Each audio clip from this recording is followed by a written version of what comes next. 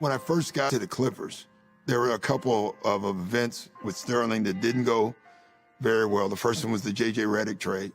And that's when I knew that I was in trouble. My first chance at signing a free agent was J.J. Redick. And J.J. said, you know what? I'm coming to the Clippers.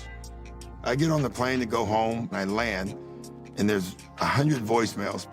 Doc, the deal is off. Sterling has changed his mind.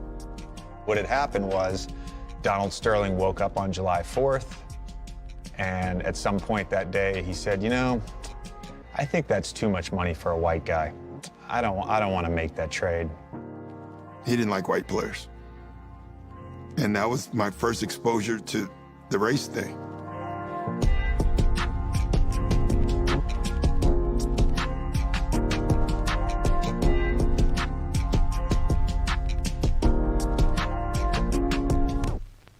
I always looked at Donald Sterling as a person who never really changed from the guy he was when he was a kid. He was born Donnie Tokowitz and grew up in Boyle Heights. And Donnie Tokowitz always liked to keep it on the street level.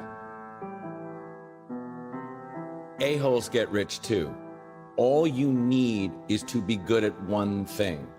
There is a group of Southern California men who made their money in real estate and started buying in the 60s. They think that because they made a lot of money that they really know things. They like smashing their names onto buildings. They like taking credit for things that aren't rightly theirs. And they like cheating people. The concrete canyons along Wilshire Corridor in Beverly Hills would not look the same without the presence of numerous high-rise apartment buildings owned by billionaire Donald T. Sterling. But the U.S. Department of Justice is suing the real estate mogul for allegedly discriminating against prospective renters. I knew a lot about Donald Sterling because I wrote about what a racist asshole he was in 2009. As has been reported by ESPN and others, upon acquiring the building in which Miss Jones lived, Mr. Sterling began a campaign to force her and other African Americans out of their apartments.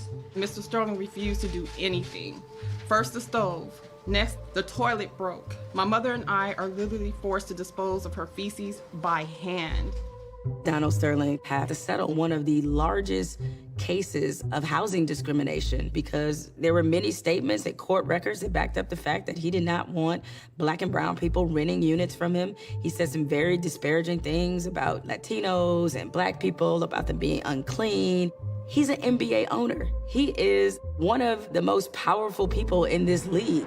It's clear Donald Sterling has no trouble having African-American basketball players on his Clippers team. But in his apartments, some say he would rather pass. I tried to apply for a place here, and they denied me. I had the money and everything. Why do you think they wouldn't rent you here? Because I'm Black, it's evident. Donald Sterling was the slumlord billionaire. He was the person who made the decision that he was going to make his money by squeezing every cent he could out of the poorest people in Los Angeles, disproportionately Black and Latino. And that's how he profited enough to be able to buy an NBA franchise. And that's what he continued to do, enacting what Elgin Baylor, his longtime general manager, called a plantation mentality on the team. That same year, all-star basketball legend Elgin Baylor took his former boss to court. Baylor not only accused Sterling of paying him significantly less because he's Black, but also claimed Sterling wanted the team to be composed of poor Black kids from the South and a white head coach. He said Sterling told him repeatedly he was, quote, giving these poor Black kids an opportunity to make a lot of money. I must say that I was rather naive when I bought the team. I was under the distinct impression that one that owns a professional franchise just shops around to find which player meets his needs, and he buys them. Once I got to the team, he's at every game. He'd always come up to you and sort of grab your hand or touch you. Yeah. You know, when you shake his hand, I say, hey, Mr. Sterling, how you doing? Good to see you. And I shake his hand, but it was just kind of you hold on to the hand a little too long. It was kind of odd because he'd almost pet you. I believe in your lawsuit as well, you said that at some point Donald Sterling would bring women into the locker room. What would he say? Oh, look at those beautiful Black bodies. When you heard the stories about how he would walk into the locker room with friends, male and females, and look and touch, marveling at the black bodies. How complimentary he was about these laborers. He viewed NBA players as cattle. The next one I want to introduce you to, one of the finest athletes I've ever met. I want him to say a few words. The one and only, #1 choice in America, Blake Griffin. Donald Sterling used to have these big white parties where he'd invite everybody who was willing to come, and they were horrible. How uncomfortable the players were, how unnatural it all felt. You know, we're there, and Mr. Sterling is sort of like showcasing us. You were just there, and people would come talk to you, and, you know, he would compliment you and like, oh, look at this guy. Like, you know, okay, next. When he called me up there, and he was like, you know, this is Chris Paul, he's new to our team.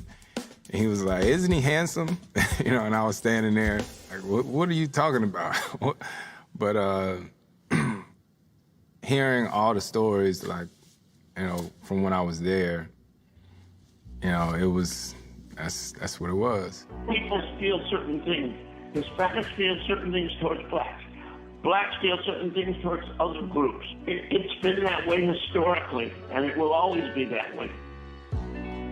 If you're an African American, racism is a part of your everyday reality in this world. There is not a day that you don't deal with racism in some shape or form. Sometimes you get mad, sometimes you respond, and sometimes you charge it to the game. But the tape, it was exposure. Now there was evidence, and people are going to expect some kind of response. What are you going to do?